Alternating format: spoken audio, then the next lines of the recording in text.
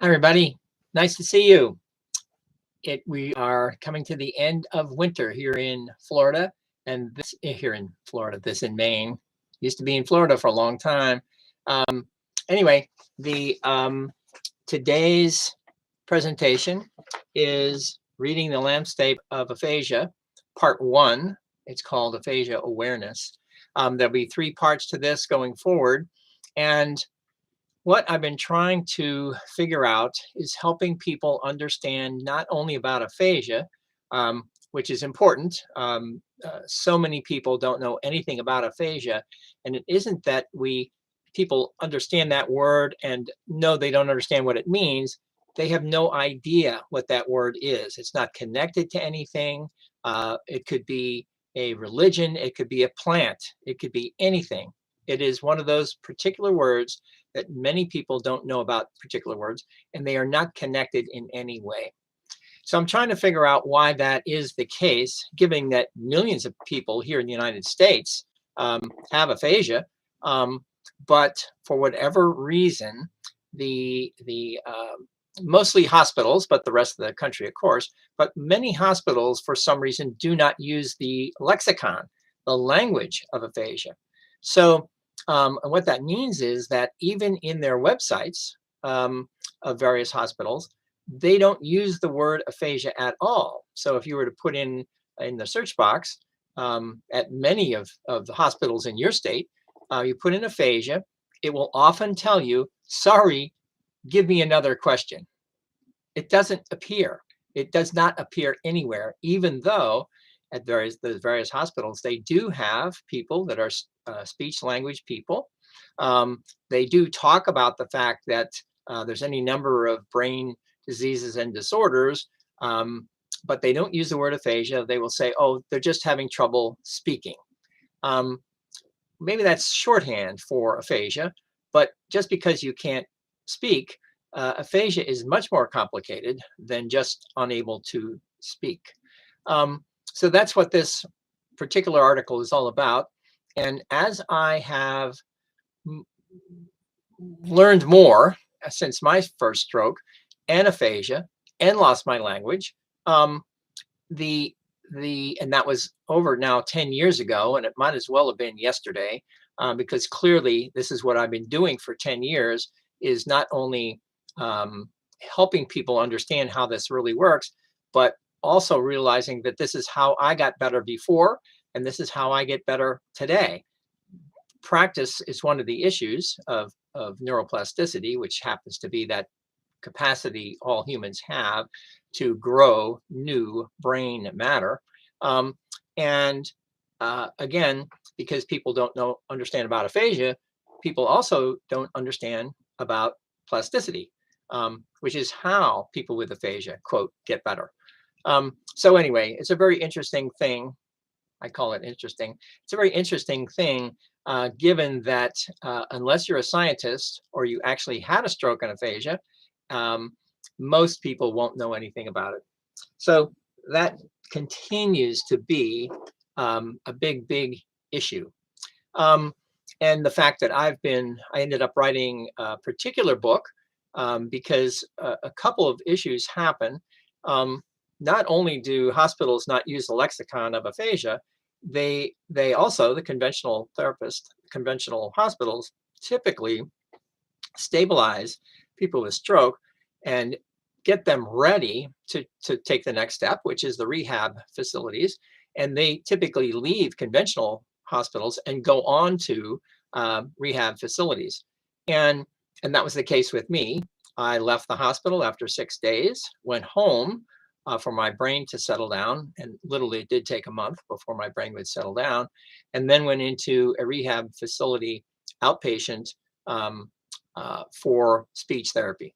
What I didn't know then, I only know it now because I happen to have saved all the evidence, that month between the conventional and the rehab, I also didn't realize that when you're discharged from a traditional conventional hospital, they won't provide you with any information.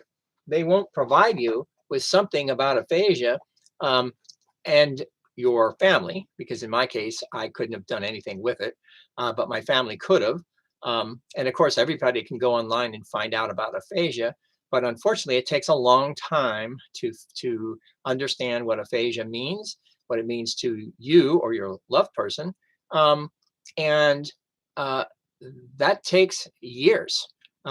Just being able to pronounce this word called aphasia. So the fact that the hospitals don't use the lexicon of it, that they do not provide any kind of information when you leave that hospital. I left with one piece of paper that with a list of uh, brain disorders and diseases. One line had aphasia was there, and it said aphasia, loss of language. But that was it until I got to my rehab facility. So another tool that should be used is using the ABCs of aphasia, which I did to supplant that one piece of paper, because this gives you everything you need to get started this journey, which is lifelong. The it doesn't matter that the loved one yet doesn't know what this means. The family will, and you begin to understand it going forward. And in my case, I wrote this with images so that even the person with stroke and aphasia can look at the images and begin to go, oh, that's what that means when they are looking at one thing or another, that even if they can't yet say what it means, they get to see the images of what it means. So this is all part of that process of how we, meaning me, people with stroke and aphasia, as we get better, then we begin to understand that the wider public needs to know even just a little bit about how the brain works, because learning just a little bit helps a lot in terms of how the brain really does work. And when it comes to aphasia and recovery and plasticity, even if you've never had a stroke before and you want to learn something new language, a new job, a new position, a new country, then plasticity is the capacity we all have.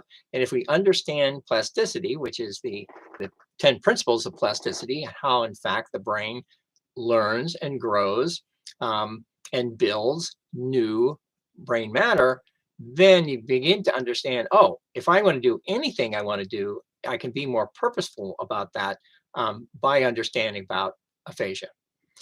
And of course, plasticity, which really is, many people don't know about plasticity. And again, unless you're a scientist or a person with stroke and aphasia, you're not going to learn a whole lot about plasticity either. So, and it doesn't help to preach to the choir, which is another issue here. The many in the rehab facility world, the speech language pathology world, and people with aphasia, we all do preach to each other. I mean, that is part of how we get better. So we go into groups, which is highly sociable, and that is highly therapeutic. All those things really do work. But as we continue to get better and more able to express what we couldn't express before, now we realize that, oh, we should go beyond just talking to ourselves, as it were. It's very helpful and therapeutic to talk with ourselves, because it's the talking itself that is the activity that induces plasticity. So it really is the activities themselves. Writing, however badly it might be, it is the act of writing, the act of reading, even if you're having a hard time with it. It is the activities themselves. So the so we will not educate the wider public. We won't ever. This is an important part, to tell the hospitals, you must put in the lexicon of aphasia in their website. If you don't do that, the millions of people and the hundreds of thousands every year who acquire aphasia here in the United States, never mind around the world, will never know about it. And they will have to do what I've done after 10 years of trying to figure this out and realizing that this is a problem.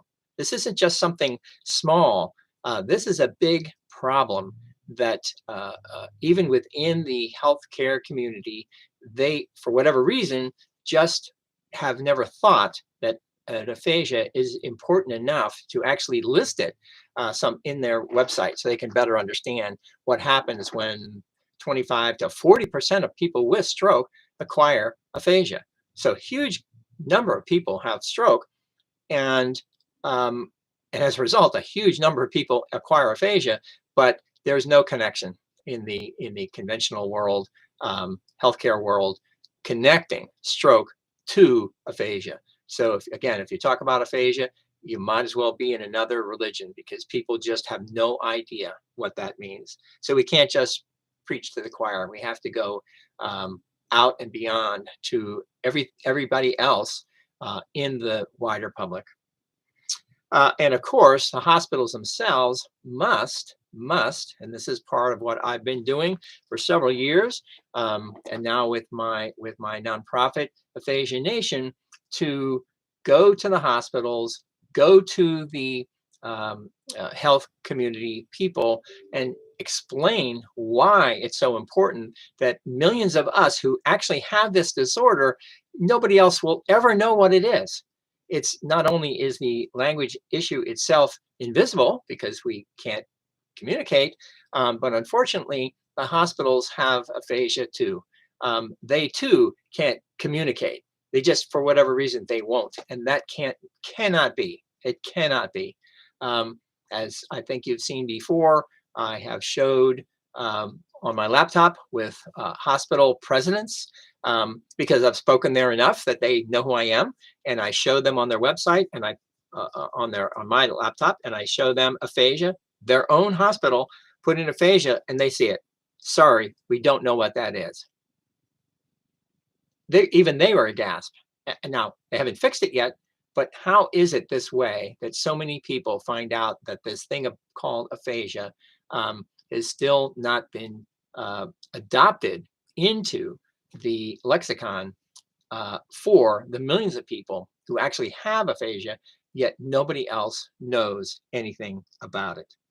So the first step, although there are many steps, my book is one, their website is another, but certainly the hospitals is a big step to help provide the information about aphasia in their website before they hear it for the first time at their local ER when your loved one has a stroke. And at that point, now you realize you are about to starting this lifelong journey of stroke and aphasia if you acquire it. And this will take a long time, for the rest of your life, actually, to figure this out. So that's what we have for today. The other two articles will come up soon. But again, most of this is written from the people with stroke and aphasia themselves, and beginning to realize that although we have always been patients and survivors, now beginning to realize that we also have a voice. And it's a voice that we had lost before, and now we've found it, we got it back, and we can't let it go again. We have to use our voice now to help other people understand how important it is that people with aphasia become part of the educational cadre within the aphasia world, not just with the healthcare people and the therapists themselves, but we, the people ourselves. Thank you very much. Visit my website, strokeeducator.com, as well as aphasianation.org. Talk to you soon. Have a good day. Take care. Bye-bye.